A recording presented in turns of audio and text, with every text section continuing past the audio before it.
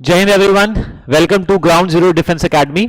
बच्चों, मैं विशाल गुप्ता, आपका जीएस फैकल्टी। आपकी ज्योग्राफी के लेक्चर्स मैंने कंटिन्यू किए हैं और हमने ग्राउंड जीरो डिफेंस एकेडमी की जो फैकल्टी टीम है, हमने ऑलरेडी एनडी1 2025 एंड सीडीएस1 2025 के लेक्चर्स अपलोड कर दिए हैं अपने यूट्यूब चैनल पे। जो भी रिस्पेक्टिव टीचर्स हैं मैथ्स, इंग्लिश एंड जीएस के, उनके लेक्चर्स अपलोडेड है। मैंने as a GS faculty polity के कंप्लीट लेक्चर्स अपलोड कर चुका हूं और मैंने स्टार्ट किए हैं अब ज्योग्राफी के लेक्चर्स। तो प्रीवियस क्लास में मैंने आपको जो टॉपिक पढ़ाया था मैं उसी को कंटिन्यू कर रहा हूं। हमने एक टॉपिक स्टार्ट किया था, दैट इज द सन, ठीक है। और मैंने लास्ट क्लास में आपको कुछ पिक्चर्स और फोटोज के द्वारा कॉस्मोलॉजी का कंसेप्ट भी क्लियर किया था, ठीक है। तो आज का हमारा टॉपिक रहेगा द सन, जिसमें मैं आपको कुछ चीजें मैंने बताई थी, सिर्फ हार्डली मैंने स्टार्ट किया था। आज इस टॉपिक को कंप्लीट करने वाले हैं, ठीक है। चलिए स्टार्ट करते हैं। देखो बेटा, ये मैंने आपको कल डिस्कस किया था दैट द सन, जो सन है, सन की जो डिफरेंट लेयर्स हैं, तो ये डिफरेंट लेयर्स और विद द टेम्परेचर मैंने डिस्कस किया था। अभी मैं आपको सन के बारे में कुछ बेसिक जानकारी यहां पे प्रोवाइड कराता हूं। देखो एक पिक्चर और है, आप यहां देख सकते हैं that there is a core, radiative zone, then convective zone, solar flare, corona और ये फोटोस्फेयर, क्रोमोस्फेयर।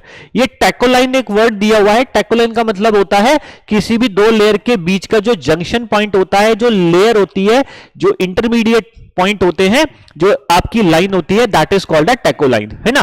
तो अब जो सन है, सन को लेकर के पहले बेसिक आप जब अपने नोट्स बनाएंगे तो उसमें सबसे पहले आपको पता होना चाहिए पहला point, age of a sun, that is 4.6 billion years. अब तक जो उसकी उम्र है, मतलब सन को कितने साल हो गए हैं, नियरली अबाउट 4.6 बिलियन ईयर्स। फिर दूसरा आप इसमें मेंशन कर सकते हैं डायमीटर। जो सन का डायमीटर है वो मैंने आपको कल भी बताया था, it is nearly about 109 times of अर्थ, ठीक है। और इसका मतलब क्या है, आप सन के डायमीटर पे 109 अर्थ को प्लेस कर सकते हैं। फिर हम बात करते हैं सन की वॉल्यूम के बारे में, सन के मास के बारे में, सन की ग्रेविटी के बारे में और सन की डेंसिटी के बारे में, ठीक है। तो जब हम बात करते हैं वॉल्यूम की, तो it is 13 lakh times of अर्थ, ठीक है। और जब मास की बात करते हैं तो 3.3 लाख टाइम्स ऑफ अर्थ, हमारे अर्थ के मास के 3.3 लाख टाइम्स।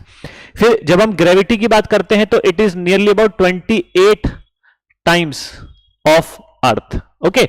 सो ये ग्रेविटी की बात हो गई। जब डेंसिटी की बात करते हैं तो हमारी जो सन की डेंसिटी है वो nearly about, it is somewhere, आप मान के चलिए मोर देन जो हमारी अर्थ की डेंसिटी है, अर्थ की डेंसिटी से कई गुना अधिक। एग्जैक्टली अगर हम नंबर्स की बात करते हैं कि सन की जो डेंसिटी है उसकी जो नंबर्स की बात करेंगे तो वो भी मैं आपको बताऊंगा कि सन की डेंसिटी इन नंबर्स क्या आएगी, ओके। अभी मेरे माइंड से एक डिजिट स्लिप हो रही है, ओके। अच्छा, अभी जो सन की बेसिक जानकारी है उसमें हम और क्या क्या ऐड कर सकते हैं। जो सन है ना, sun is nearly about 20,000 light years away. In fact इसको आप ऐसे मेंशन करो, नॉट 20,000, इसको आप मेंशन करो 33,000, ठीक है ना। 33,000 light years away from the center of galaxy, ठीक है। फिर सन जो है, सन अगर 33,000 लाइट ईयर्स अवे गैलेक्सी से दूर है तो इसका मतलब सन will take 220 to 250 million years to complete one revolution, ठीक है। इसको कम से कम इतना समय लगेगा इन केस अगर sun is going to revolve around the galaxy. तो अगर हम एक मैथमेटिकल डेटा हमने निकाला कि हमारी जो गैलेक्सी है, this is our galaxy and over here there is a heliosphere, और इस हीलियोस्फेयर के सेंटर में कहीं पर हमारा सन है। तो ये सन जो है हमारे गैलेक्सी के सेंटर से कितना दूर है? 33,000 लाइट ईयर। तो अब हमारा जो सन है, ये सन भी इट इज मूविंग, सन भी अंदर की तरफ जा रहा है। और मैंने आपको शायद बताया भी था, सन जो है 200 से 250 किलोमीटर पर सेकंड की रफ्तार से आगे जा रहा है। ये सन की स्पीड है। तो इस स्पीड से सन अगर इस गैलेक्सी के चक्कर लगाएगा तो उसको इतना टाइम लगेगा। और इस पर्टिकुलर एक रेवोल्यूशन को मैंने आपको पढ़ाया था पहले, तो इसको मैंने नाम दिया था कॉस्मोस ईयर। हमने क्या नाम दिया था बेटा? Cosmos year. यहां तक पिक्चर क्लियर हुई? कोई डाउट बेटा यहां तक? ठीक है, गॉट इट। अच्छा, अब हमारा जो सन है, this particular sun, it is made up of hot plasma. ये जो सन है ये हॉट प्लाज्मा से बना हुआ है और बहुत ही स्ट्रॉन्ग मैग्नेटिक फील्ड है इसकी। इसका ग्रेविटेशनल फोर्स बहुत ज्यादा है। मैंने आपको बोला कि ग्रेविटी 28 टाइम्स है हमारी अर्थ का। तो जो सन है, सन के अंदर आप ऐसे मान के चलो कि कल मैंने जैसे एक डेटा दिया था, 4 लाख टन हाइड्रोजन पर सेकंड बर्न होती है। ठीक है, ओके, ये मैंने आपको बताया था। तो ये तो आपके कुछ बेसिक चीजें हैं जो आपको सन के बारे में पता होना चाहिए कि सन जो है मैक्सिमम, अगर सन के हम बात करें कि सन के अंदर क्या क्या है, तो सन के अंदर जो है 70% तो हाइड्रोजन है और उसके बाद जो आपका बचा है वो हीलियम। ठीक है, जो और बहुत कम ट्रेसेस होंगे आपके आयरन, ऑक्सीजन एटसेट्रा। ठीक है, मैक्सिमम तो हाइड्रोजन है बेटा। ओके, अगर हम बात करें तो नियरली अबाउट 21%। ओके, 21%।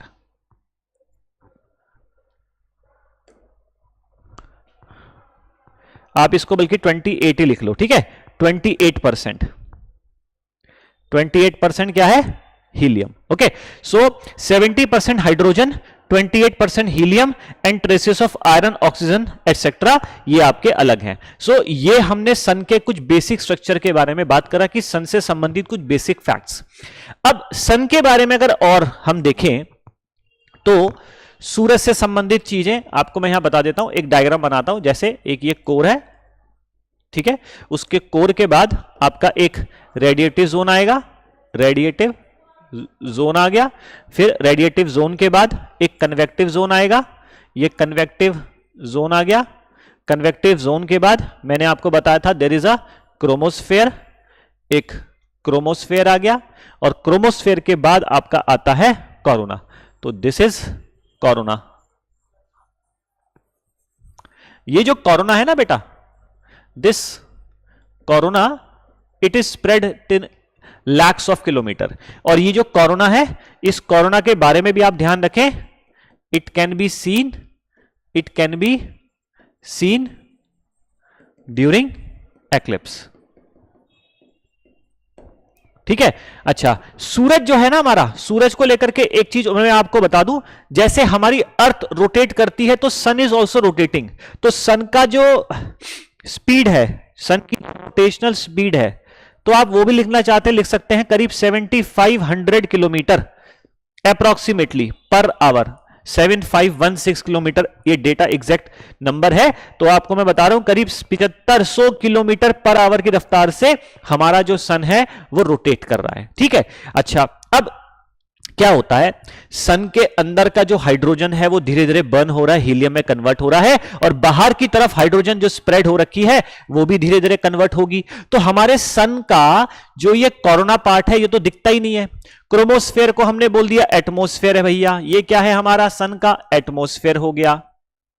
फिर ये जो कन्वेक्टिव जोन है ये, अच्छा मैंने एक चीज, माय मिस्टेक, मैं इसमें एक चीज और बनाना भूल गया, एक और मैं इसमें बना देता हूं। मैं फोटोस्फेयर तो बनाना ही भूल गया इसमें, I am really very sorry, मैं बीच में एक लेयर इसमें मिस कर गया। देखो, कन्वेक्टिव जोन के ऊपर, कन्वेक्टिव जोन के ऊपर इसको कन्वेक्टिव जोन मान लो, दिस इज कन्वेक्टिव जोन। ठीक है बेटा, और उसके बाद फिर यहां पर आ जाएगा इसके बीच में आपका फोटोस्फेयर। ठीक है, तो अब ये आपका फोटोस्फेयर आ गया बेटा, दिस इज योर फोटोस्फेयर। अब आप ये ध्यान रखना, जो फोटोस्फेयर है ना, ये विजिबल पार्ट है, this is the visible part. उम्मीद करता हूं आवाज आ रही है आपको। ओके, तो this is the visible part of our sun. क्या होता है, जैसे मानो अगर कहीं एलईडी जल रही हो, तो कहीं शादियों में आपने देखा होगा कि एक हेलोजन जल रही होती है, तो कहीं भी एलईडी कोई बल्ब जल रहा है, तो एक्चुअली में हमें कभी भी एलईडी बल्ब या कोई भी हेलोजन का बल्ब दिखाई नहीं देता, हमें सिर्फ रोशनी दिखाई देती है। तो वो जो रोशनी दिखाई दे रही है वो उसका विजिबल पार्ट हुआ। तो ऐसे ही हमें सूरज का जो विजिबल पार्ट दिखाई देता है वो फोटोस्फेयर है। सूरज का एक्चुअली में सन तो में दिखाई नहीं देता, क्योंकि उसकी रोशनी इतनी ज्यादा तेज है, उसकी जो ब्राइटनेस है इतनी ज्यादा है कि हमें सन दिखाई नहीं देता, सिर्फ उसका फ्लैश दिखाई देता है। तो वो विजिबल पार्ट को हम कह रहे हैं फोटोस्फेयर। तो अब इसी विजिबल पार्ट में क्या होता है, क्योंकि सन के ऊपर रेगुलर एक्सप्लोजन्स होते रहते हैं उसके सरफेस पे, तो फोटोस्फेयर में जो एक्सप्लोजन्स होते हैं, फोटोस्फेयर में जो एक्सप्लोजन्स होते हैं, तो उसमें क्या है, मानो आप इमेजिन करो कि यहां पर एक एक्सप्लोजन हुआ, इधर एक्सप्लोजन हुआ, इधर एक्सप्लोजन हुआ, यहां हो गया, या इधर हो गया, या यहां पर हो गया। तो फोटोस्फेयर में जब कभी एक्सप्लोजन्स होते हैं, ठीक है, तो ये एक्सप्लोजन जब होगा तो यहां से ये एनर्जी को लिबरेट करके ले जाएगा in the form of solar winds, in the form of solar winds. ठीक है, ध्यान रखना, मैंने क्या बोला कि जो फोटोस्फेयर है, जो हमारे सन का विजिबल पार्ट है, यहां पर एक्सप्लोजन्स रेगुलर होते रहते हैं, और जो एक्सप्लोजन्स होते हैं, तो जिस जगह पर एक्सप्लोजन होगा वहां से एनर्जी लिबरेट होगी in the form of solar winds. अब ये जो एनर्जी लिबरेट हुई in the form of solar winds, तो उस जगह का तापमान डिक्रीज होगा या इंक्रीज? भाई जिस जगह से एनर्जी लिबरेट हुई, चली गई, तो एनर्जी टेम्परेचर को भी लेकर गई, तो उस जगह का तापमान गिर गया होगा। अगर हम उसको कंपेयर करें, मानो इस पर्टिकुलर मेरे इस पाम, इस हाथ के ऊपर के एक्सप्लोजन हुआ और यहां से एनर्जी लिबरेट होके चली गई, तो मेरे हाथ के ऊपर का टेम्परेचर और उसके सराउंडिंग एरिया का टेम्परेचर में डिफरेंस आएगा। तो ऐसा माना गया है कि यहां पर करीब करीब 1500 डिग्री सेल्सियस का डिफरेंस देखने को मिलता है। तो जब टेम्परेचर में इतना डिफरेंस आ जाता है in compare to surrounding area, अगर हम उसके आसपास के एरिया के टेम्परेचर की बात करें और उस जगह की बात करें जहां से वो एक्सप्लोजन हुआ, तो 1500 डिग्री टेम्परेचर का डिफरेंस आता है। और इसी टेम्परेचर के डिफरेंस की वजह से कलर का डिफरेंस आ जाता है। किसका डिफरेंस आ जाता है बेटा? कलर का डिफरेंस आ जाता है। आपको दिखाई दे रहा है नीचे का पार्ट? ठीक है, गुड वे। ठीक है, तो मैंने बोला कलर का डिफरेंस आ जाता है ना। तो इस वजह से क्या होता है, ये जो कलर का डिफरेंस आता है, तो यहां पर हमें कुछ स्पॉट्स नजर आते हैं, कुछ हमें धब्बे नजर आते हैं, तो उन्हीं स्पॉट्स को हम सन स्पॉट्स का नाम देते हैं। तो ये जो मैंने रेड रंग से मैंने डॉट्स स्पॉट्स बनाए हुए हैं, तो ये सन स्पॉट्स कहलाते हैं। These are patches on the photosphere. ये हमारे सूरज के फोटोस्फेयर पे कुछ धब्बे हैं जो टेम्परेचर के डिफरेंस की वजह से कलर का डिफरेंस आया, वो हमें दिखाई देते हैं, और ये एक्सप्लोजन की वजह से है। इतनी बात क्लियर हुई, समझ में आ गया? अब क्या होता है जब ये सन स्पॉट्स की बात करते हैं, तो ये सन स्पॉट्स जो है ना, ये 11 ईयर्स की साइकिल में, 11 ईयर्स की साइकिल में आप ध्यान रखना, ये बढ़ते और घटते रहते हैं, कभी कम हो जाते हैं, कभी बढ़ जाते हैं। अब जब जब सन स्पॉट्स बढ़ेंगे तो वहां से सोलर विंड्स बहुत तेजी से और ज्यादा आएंगी, ये सन स्पॉट्स कम होंगे, सोलर विंड्स कम आएंगी। तो अब यही सोलर विंड जब आती हैं, देख लो ये डायग्राम मैंने दिखा रखा है कि यहां से ये सोलर विंड स्पेस में स्प्रेड हो रही है। अब जब ये स्पेस में स्प्रेड होती हैं, तो ये जो सोलर विंड है ना बेटा, तो these solar winds are at a temperature of 10 lakh degree Celsius, करीब करीब 10 लाख 1 मिलियन डिग्री सेल्सियस का तापमान होता है। ये एक्चुअली में फोटोन के रूप में, फोटोन एनर्जी बाहर लिबरेट होती है, फोटोन एनर्जी लिबरेट होती है, और इनकी जो स्पीड होती है बेटा, इनकी स्पीड होती है 900 किलोमीटर पर सेकेंड। इतनी स्पीड से ये फोटोन एनर्जी इतने तापमान को लेकर के पूरे अंतरिक्ष में स्प्रेड हो रही है। ठीक है, तो अंतरिक्ष में जब ये स्प्रेड होती है तो अंतरिक्ष में जितने भी स्पेस में जितने भी प्लैनेट्स हैं उस पर उनका प्रभाव पड़ेगा। तो उन्हीं प्लैनेट में से एक अर्थ भी है। तो यहां पे आपको एक अर्थ यहां दिख रही होगी, ये अर्थ है। ठीक है, अच्छा, अर्थ के चारों तरफ आपको एक जाल दिख रहा होगा, वो जाल क्या है ये भी मैं आपको एक अलग से बताता हूं। क्या है, हमारी जो पृथ्वी है, हमारी पृथ्वी के अंदर निकल और आयरन है और हमारी पृथ्वी रोटेट कर रही है, तो ये निकल आयरन भी रोटेट करते हैं। तो हमारी पृथ्वी एक तरह के मैग्नेट की तरह बिहेव करती है। तो इसी वजह से हमारी पृथ्वी से निकलती है मैग्नेटिक फील्ड। तो ये मैग्नेटिक फील्ड का एक जाल है। तो इसे मैं क्या कहूंगा, this is the web of magnetic field. किसका? बाय अर्थ। कहां से निकल रहा है ये? अर्थ से। तो ये जो वेब है, इसी वेब को हम कहते हैं, ये जो आपका वेब है, ये जो आपका वेब है, this particular web is called as magnetosphere. क्या बोलते हैं बेटा इसको? मैग्नेटोस्फेयर। क्या ये क्लियर हुआ यहां तक?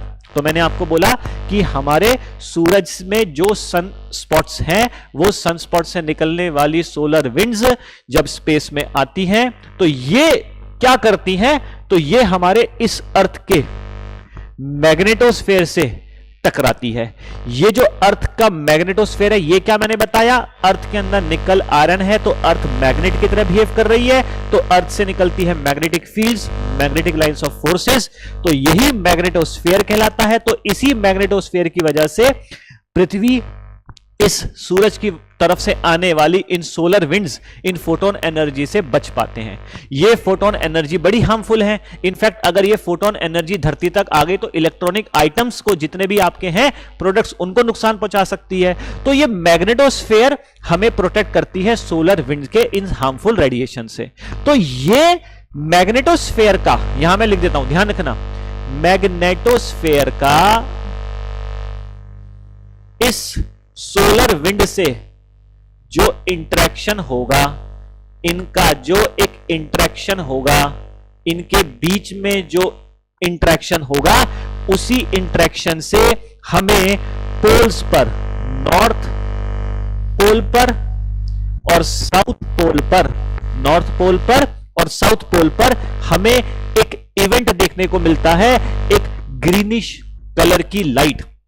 एक ग्रीन कलर की लाइट आपने देखा होगा नॉर्वे, फिनलैंड, आर्कटिक सर्कल के ऊपर, या फिर आप एंटार्क्टिका में आपने सुना होगा एक ग्रीनिश कलर की लाइट हमें दिखती है, वो कहलाते हैं ऑरोराज। क्या कहलाते हैं? ऑरोराज। तो ऑरोराज जो होते हैं बेटा, ये दो तरह के होते हैं, एक नॉर्थ पोल पे आने वाले, एक साउथ पोल पर आने वाले। तो नॉर्थ पोल पर आने वाले ऑरोराज को क्या बोला जाता है? Aurora borealis.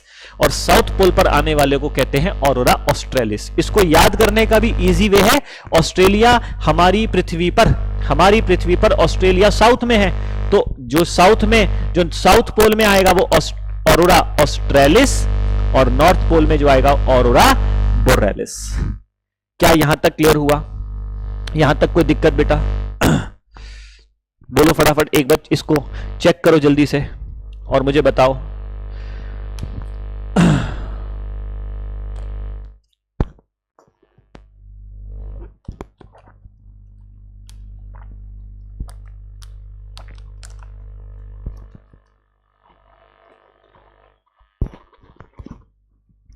ठीक है बेटा, आगे बढ़े हम।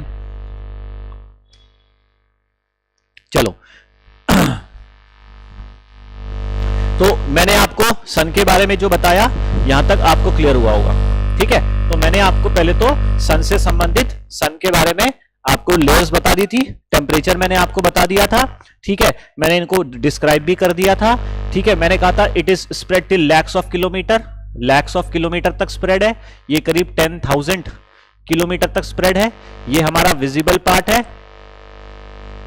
ठीक है, इसके बाद फिर मैंने आपको सन से संबंधित यहां एक डायग्राम दिखा दिया, यहां पर आपको दिख रहा होगा। ओके, उसके बाद फिर मैंने यहां पे आपको सन से संबंधित कुछ बेसिक जानकारी दे दी। ऑल दीज थिंग्स, ये सब चीजें। हाँ, डेंसिटी में आप एक लिख लो 1.41 टाइम्स ऑफ वाटर, ठीक है, ये रहेगा ना 1.4 टाइम्स ऑफ वाटर, ये आप मेंशन कर सकते हैं। इसके बाद फिर मैंने आपको सन से संबंधित यहां पर सन स्पॉट्स के बारे में पूरा बताया। सन स्पॉट्स के से ही मैंने आपको बताया हमारे सन स्पॉट्स की वजह से निकलने वाली सोलर रेडिएशन, फोटोन एनर्जी, जब हमारे इस मैग्नेटोस्फेयर से इंटरेक्ट करती है तो हमें ऑरोराज एक्सपीरियंस होते हैं। उम्मीद करता हूं यहां तक क्लियर हो गया। अब इसमें 2-3 चीजें बची हैं, उसको हम और समझ लेते हैं। देखो वो क्या है। सन में से एक तो सोलर विंड्स निकल रही हैं, सोलर विंड्स, एक सोलर फ्लेयर भी होती है, सोलर फ्लेयर, और एक होते हैं सोलर प्रोमिनेंसेस, सोलर प्रोमिनेंसेस, ठीक है। ध्यान रखना, हमारे सूरज को जानने के लिए हमारे जो मानव है इसने अध्ययन किया है, कर रहा है, और कुछ सैटेलाइट्स भी छोड़ी है। जैसे अब तक ध्यान रखना 4 सैटेलाइट्स जो है सन के अध्ययन को लेकर के जो है लॉन्च की जा चुकी है। इन 4 में से 2 तो भारत ने ही छोड़ी है, जिसमें से एक 2015 में छोड़ी गई थी आदित्य, और एक अभी रिसेंटली छोड़ी गई है आदित्य L2, इजंट इट। तो ये जो आदित्य L2 जो रिसेंटली सन को अध्ययन करने के लिए सैटेलाइट छोड़ी गई है, ये मात्र 15 लाख किलोमीटर तक का ही डिस्टेंस ट्रेवल करेगी, जबकि सूरज का पृथ्वी से दूरी है 15 करोड़ किलोमीटर, ठीक है। एनीवेज, अच्छा, अब हमें ध्यान रखना है ये सोलर विंड्स क्या होती हैं, सोलर प्रोमिनेंसेस क्या होती हैं, और सोलर फ्लेयर्स क्या होते हैं। तो ये तो सोलर विंड तो मैंने आपको बता दिया, एक्चुअली में these are energised charge particles, these are energised charge particles, जो कि 900 किलोमीटर पर आवर पर सेकंड की स्पीड से 10 लाख डिग्री सेल्सियस के तापमान से ये पृथ्वी पे स्प्रेड हो रहे हैं। ये सोलर फ्लेयर का मतलब क्या है? ये सोलर फ्लेयर जो होती है, जैसे हमारे सूरज में, ये आपको यहां दिखा देता हूं, देखो एक डायग्राम में मेंशन है, ये दिख रहा है, ये वाला पार्ट, ये जो आपको दिख रहा है, this is solar flare, this is solar flare. जो लपटें निकलती हैं, क्या निकलती है? जैसे कहीं आग जल रही है तो आग की जो लपटें बाहर निकलती हैं तो उनको कहते हैं सोलर फ्लेयर। तो these are called as solar flare. तो these solar flare are actually the magnetic anomalies, ठीक है। It can be, it is like a storm, तो जो आग की लपटें बाहर निकल रही हैं उन्हें कहते हैं सोलर फ्लेयर। ये सोलर प्रोमिनेंसेस का मतलब क्या होता है उसको एक एग्जांपल से समझाता हूं। मान लो आपने एक जो है जून के महीने में किसी हाईवे पे निकल जाओ तो सड़क बहुत गर्म होती है, तो सड़क के ऊपर आपको एक मिराज सा दिखता है। क्या दिखता है? मिराज। तो एक्चुअली में वो मिराज क्या है? वो गैस, गर्म होने की वजह से वो गैस का ही एक भ्रम है। तो ऐसे ही जब कोई बॉन फायर करते हैं, कहीं आग जल रही होती है, वो आग बहुत तेज होती है, तो उस पर्टिकुलर आग की वजह से, टेम्परेचर बहुत ज्यादा होने की वजह से आग के ऊपर गैस का एक अलग लूप सा बनता है। तो ऐसे ही हमारे सूरज की सतह के ऊपर भी एक arc of gas loop is formed. An arc of gas loop is formed, और उसी आर्क ऑफ गैस लूप को हम क्या कहते हैं? Solar prominences, which can exist for few months. कुछ महीनों तक वो रह सकता है उसके चारों तरफ, और फिर वो जनरेट होता रहता है। तो आपको सोलर विंड, सोलर प्रोमिनेंसेस, ये सब चीजें पता होनी चाहिए, ठीक है। क्लियर है बेटा? Got it? तो मैंने सन से संबंधित आपको जो इंपॉर्टेंट चीजें थी वो मैंने क्लियर करवा दी हैं। इन केस अगर आपको लगता है कि सर मुझे अभी भी कोई डाउट है तो आप कमेंट बॉक्स पर लिख के मुझे बता देना, मैं आपको उसका जवाब उसमें दे दूंगा, ठीक है।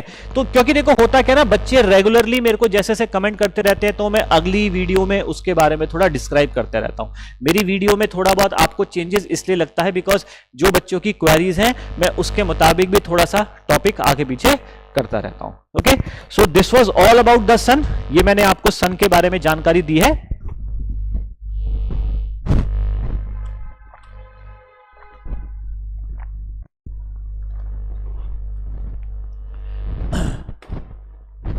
ठीक है बेटा? सो आप ध्यान रखें, आपको नोट कहां से करना है, you have to note from here, ठीक है। तो ये आपका पूरा पहला पेज, फिर इंपॉर्टेंट है आपकी ये डायग्राम, और उसके बाद आपको ध्यान रखना ये सारी बेसिक जानकारी इंपॉर्टेंट है। और फिर मैंने सन से संबंधित यहां पर ऑरोरास पूरा बता दिया, और उसके बाद मैंने आपको जो सन से संबंधित कुछ पॉइंट्स बताए, सोलर फ्लेयर, सोलर प्रोमिनेंसेस। तो this completes your topic sun. तो अगली क्लास में अब हम शुरू करेंगे mathematical geography, that is about latitude and longitude. Okay, Jai Hind everyone.